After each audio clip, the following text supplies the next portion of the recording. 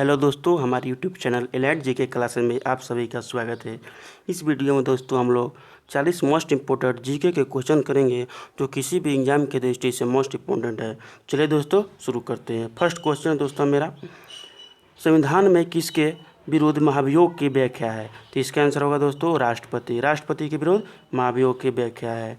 Next question है, निम्नलिखित में से किसको न्यूक्लियर रिएक्टर में मंदक के रूप में प्रयोग किया जाता है? तो इसका आंसर होगा दोस्तों भारी जल का प्रयोग न्यूक्लियर रिएक्टर में मंदक के रूप में प्रयोग किया जाता है। नेक्स्ट है, राष्ट्र ध्वज संविधान सभा द्वारा कब अपनाया गया? तो इसका आंसर होगा दोस्तों 22 जुलाई 1947 को संविधान सभा द्वारा राष्ट्र ध्वज को अपनाया गया। नेक्स्ट है, देखिए दोस्तों नेक्स्ट क्वेश्चन, परू समिति के अध्यक्ष कौन थे? तो इसका आंसर होगा दोस्तों भीमराव अंबेडकर जो थे वो परूप समिति के अध्यक्ष थे। ये जो क्वेश्चन 40 है दोस्तों, इनमें से आपको कम से कम 30 क्वेश्चन सही करना है। यदि आप 30 क्वेश्चन सही करते हैं तो आपकी तैयारी अच्छी है। यदि आप 35 क्वेश्चन करते हैं सही तो आपकी तैयारी बहुत अच्छी है। तो आप दोस्तों इसको टेस्ट को पूरी कंप्लीट करके ज़रूर देखिएगा। नेक्स्ट क्वेश्चन दोस्तों, क्वेश्चन नंबर 5, मोर्ले मिंटो सुधारों का उद्देश्य क्या था? तो इसका आंसर होगा दोस्तों मुसलमानों के लिए पृथक निर्वाचन क्षेत्र एवं मताधिकार की व्यवस्था। नेक्स्ट है क्वेश्चन दोस्तों, क्वेश्चन नंबर 6, कैबिनेट मिशन का इनमें से किसने नेतृत्व किया था? तो इसका आंसर होगा दोस्तों पैट्रिक लॉरेंस जो थे वो कैबिनेट मिशन के अध्यक्ष थे। नेक्स्ट क्वेश्चन, वस्तु विभेद किस बाजार की सर्वाधिक महत्वपूर्ण विशेषता है? तो इसका आंसर होगा दोस्तों एकाधिकार प्रतियोगिता बाजार का मुख्य विशेषता है वस्तु विभेद बाजार। नेक्स्ट क्वेश्चन है दोस्तों, निम्नलिखित में से कौन सा एक आर्थिक सुधारों के अंग नहीं है? तो इसका आंसर होगा दोस्तों केंद्रीकरण जो है आर्थिक सुधारों का अंग नहीं है। 1991 ईस्वी में जो नरसिम्हा राव की सरकार थी, जब उस समय वित्त मंत्री कौन थे दोस्तों? उस समय वित्त मंत्री मनमोहन सिंह थे। उसी समय उदारीकरण, भूमंडलीकरण और निजीकरण का उद्भव हुआ था। इसलिए जो मनमोहन सिंह है इनको उदारीकरण, भूमंडलीकरण और निजीकरण के जनक कहा जाता है। नेक्स्ट क्वेश्चन है दोस्तों, अश्व अक्षांश एक पद है जो निम्न पर लागू होता है। तो इसका आंसर होगा दोस्तों 30 डिग्री से 35 डिग्री नॉर्थ एवं साउथ अक्षांश। नेक्स्ट है क्वेश्चन दोस्तों, अर्धरात्रि का सूर्य परिक्रिया निम्नलिखित में से किस क्षेत्र में दृष्टिगोचर हो सकती है? तो इसका आंसर होगा दोस्तों उत्तरी ध्रुवीय क्षेत्र एवं दक्षिणी ध्रुवीय क्षेत्र में। इसका आंसर आप देखिएगा दोस्तों ध्यान से। नेक्स्ट क्वेश्चन दोस्तों, चक्रवात क्या है? चक्रवात क्या होता है दोस्तों बताइए? चक्रवात वैसा होता है जिसमें चक्रवात में क्या होता है? तो चक्रवात उत्तरी गोलार्ध में दक्षिणावर्त हवाओं की एक निम्न दाब पेटी होती है।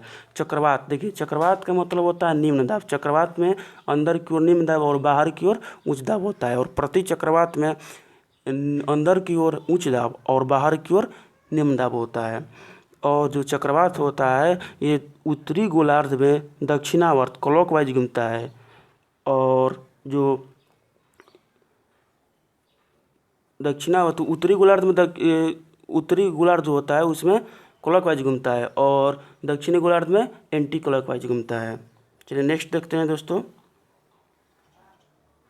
वायु प्रवाह के बीच में पर्वतों के आ जाने से वर्षा जो होती है उसे क्या कहते हैं? तो इसको कहते हैं पर्वतीय वर्षा। नेक्स्ट है दोस्तों, चंद्रमा पर पहुंचने वाले प्रथम मानव सहित यान, रहित नहीं, देखिए यहाँ पर दोस्तों मानव रहित नहीं है, मानव सहित यान है। मानव सहित यान कौन था दोस्तों? तो अपोलो 2 जो था वो चंद्रमा पर पहुंचने वाले प्रथम मानव सहित यान था। इसमें कौन गए थे दोस्तों? तो नील आर्मस्ट्रॉन्ग जो थे वो अपोलो 2 में ही चंद्रमा पर पहुंचे थे। कब गए थे दोस्तों? तो 1969 में, 1969 ईस्वी में चंद्रमा पर प्रथम व्यक्ति पहुंचे नील आर्मस्ट्रॉन्ग, जो अपोलो 2 के द्वारा गए थे, रसिया के द्वारा। नेक्स्ट क्वेश्चन दोस्तों, क्षैतिज मांग वक्र होता है, तो इसका आंसर होगा दोस्तों पूर्ण लोचदार। क्षैतिज मांग वक्र होता है पूर्ण लोचदार। नेक्स्ट है दोस्तों, निम्नलिखित में से किसे एशियाई सिंह का घर कहा जाता है? तो एशियाई सिंह के घर कहा जाता है गिर राष्ट्रीय उद्यान को। ये कहाँ है दोस्तों? तो ये गुजरात में है। दुधवा राष्ट्रीय उद्यान ये कहाँ है? उत्तर प्रदेश में है। कन्हा राष्ट्रीय उद्यान कहाँ है दोस्तों? तो ये मध्य प्रदेश में। और कॉर्बेट राष्ट्रीय उद्यान, ये भारत का सबसे पुराना कॉर्बेट राष्ट्रीय उद्यान जो है सबसे पुराना राष्ट्रीय उद्यान है। ये कहाँ है दोस्तों? ये उत्तराखंड में है। नेक्स्ट है दोस्तों, निम्नलिखित में से किसे संविधान का भाग नहीं माना जाता है? तो इसका आंसर क्या होगा दोस्तों? इसका आंसर होगा प्रस्तावना। प्रस्तावना को संविधान का भाग नहीं माना जाता है। नेक्स्ट है दोस्तों, नए राज्यों के निर्माण अथवा विद्यमान राज्यों की सीमाओं को परिवर्तन करने का अधिकार होता है। तो इसका आंसर होगा दोस्तों केवल संसद को। संसद को नए राज्य और विद्यमान जो राज्य है उनको सीमाओं में परिवर्तन करने का अधिकार होता है। नेक्स्ट है, भारत में साक्षरता के संबंध में निम्नलिखित में से कौन सा कथन सत्य है? तो इसका आंसर क्या होगा दोस्तों? इसका आंसर होगा ऑप्शन नंबर सी।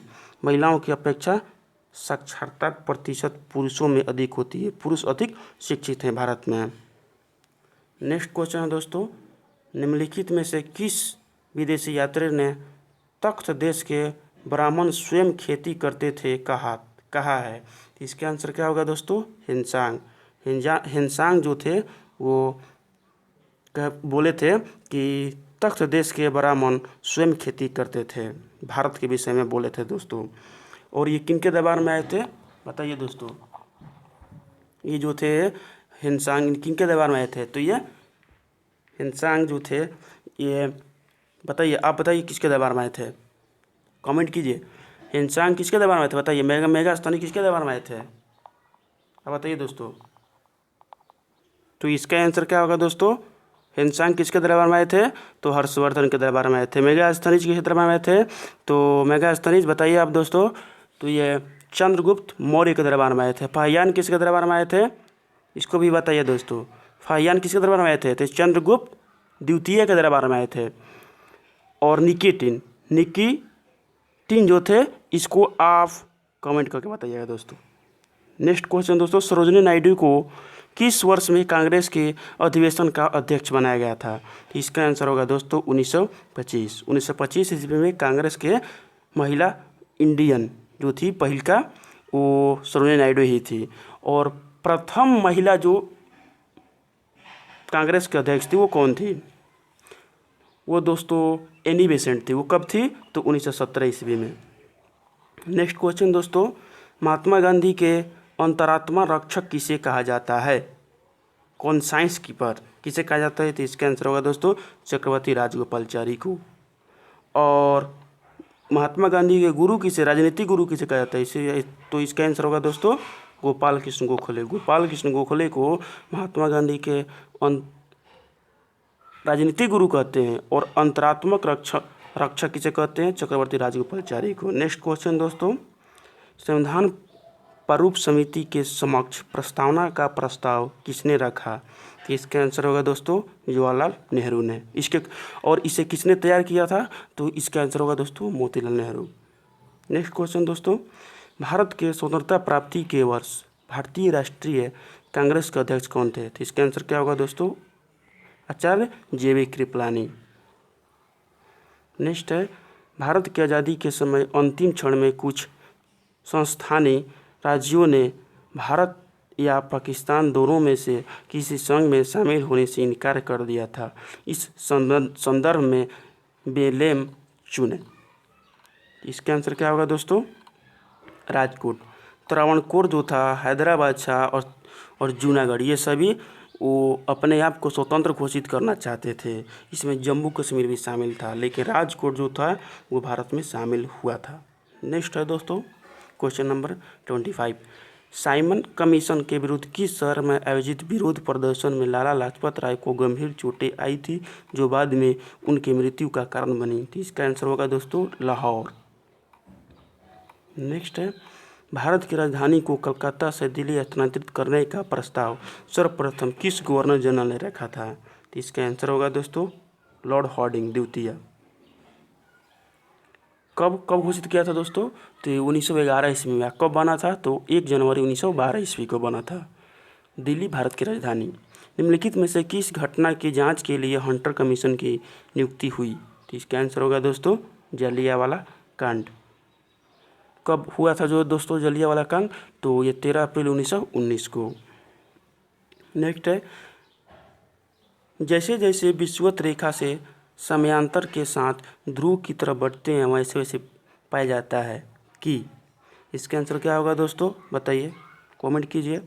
इसका आंसर होगा दोस्तों वनस्पति एवं पशु की प्रजाति में वृद्धि होती है। नेक्स्ट है, स्थानीय अमेरिकी द्वारा भारतीय लोगों को क्या नाम दिया गया है? इसका आंसर होगा दोस्तों अमेरिंडस। स्थानीय जो अमेरिकी हैं वो भारतीय लोगों को अमेरिंडस कहते हैं।